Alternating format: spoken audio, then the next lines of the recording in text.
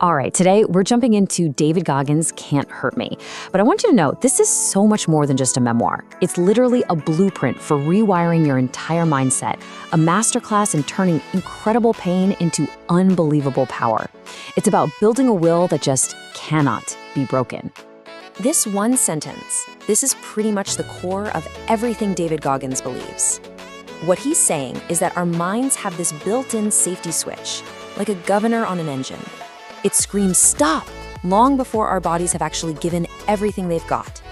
It's a survival instinct that we mistake for our absolute limit. Yeah, 40%. That number is everything. Goggins is convinced that our real potential, all our grit, our true greatness, it's all hiding in that other 60%. His entire life has basically become one giant, relentless, and often brutal experiment to prove that we can all learn to tap into it. And that's what he calls it, the 40% lie. You know, it's that story our brain whispers to us to keep us safe, to keep us average, to keep us comfortable. But as we're about to see, Goggins believes comfort is where our potential goes to die. And look, this isn't just some abstract theory for him. The proof is his life story. You gotta understand, he came from unimaginable abuse, racism, and poverty. By his early 20s, he was almost 300 pounds, working a dead-end job, just completely lost. The person he became after that, well, it's nothing short of mind-blowing. So the big question is, how did he even start that transformation? Well, it all began with a really simple but incredibly powerful tool he created when he was at his absolute lowest point.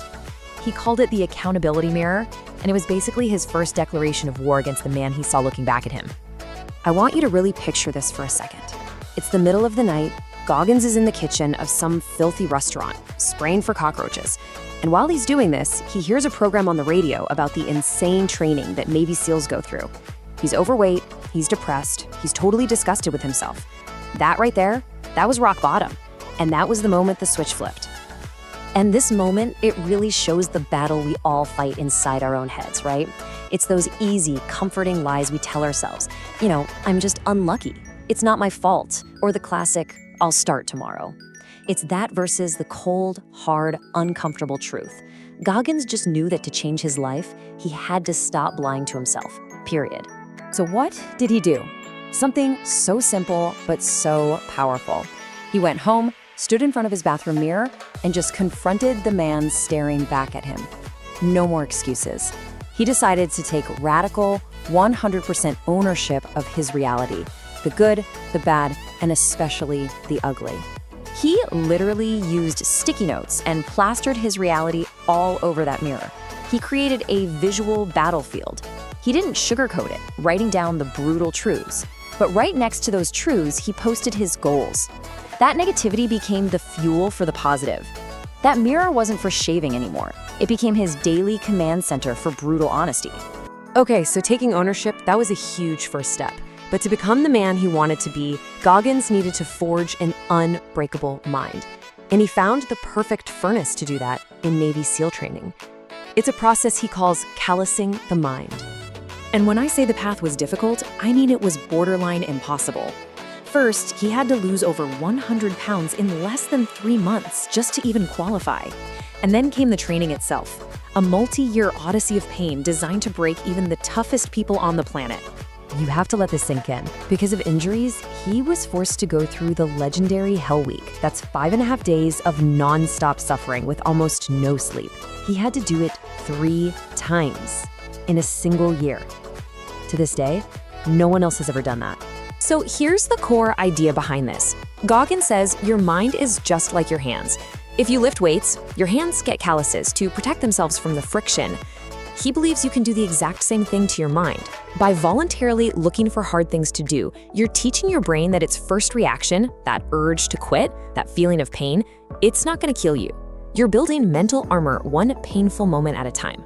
But what about that moment when you're deep in the suffering, when you feel like you're about to break and you have absolutely nothing left in the tank? For that exact moment, Goggins developed another mental tool, the cookie jar. Now, to understand the cookie jar, you have to understand the pain that created it. Goggins, in a completely insane move, entered a 100-mile ultramarathon with almost no specific training. By mile 70, his body was just shutting down. We're talking broken bones in his feet, kidney failure. He was completely shattered. And this brings up the ultimate question that we all face in our own struggles, right? When you are completely spent, physically, mentally, emotionally, where do you find the strength to take just one more step? His answer was the cookie jar. It's really just a mental list of all your past victories, every tough time you've ever pushed through. So when you hit that wall, you mentally reach into the jar, you pull out a cookie, which is a memory of your own toughness, and you remind yourself, hey, I've been through hell before. I can handle this. And let me tell you, Goggins' cookie jar was stacked. In that race, what cookies did he pull out? He remembered surviving his abusive childhood. He remembered the pain of losing 100 pounds when no one thought he could. He remembered the agony of 3 hell weeks. See, each memory wasn't just a story, it was fuel. It was proof. So when you put it all together, the accountability mirror, callousing the mind, the cookie jar, what are they really? They're all just weapons for the exact same fight, your own personal war against comfort. This brings us to a point where Goggins might make some people uncomfortable.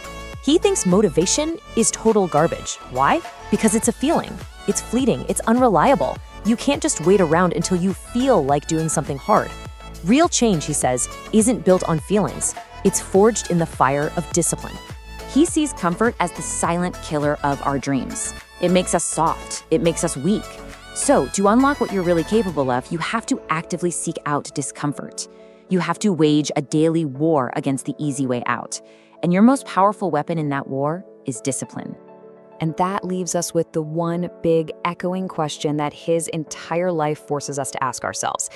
If comfort truly is the enemy and the easy road only leads to a place of regret, how are you going to choose to fight back?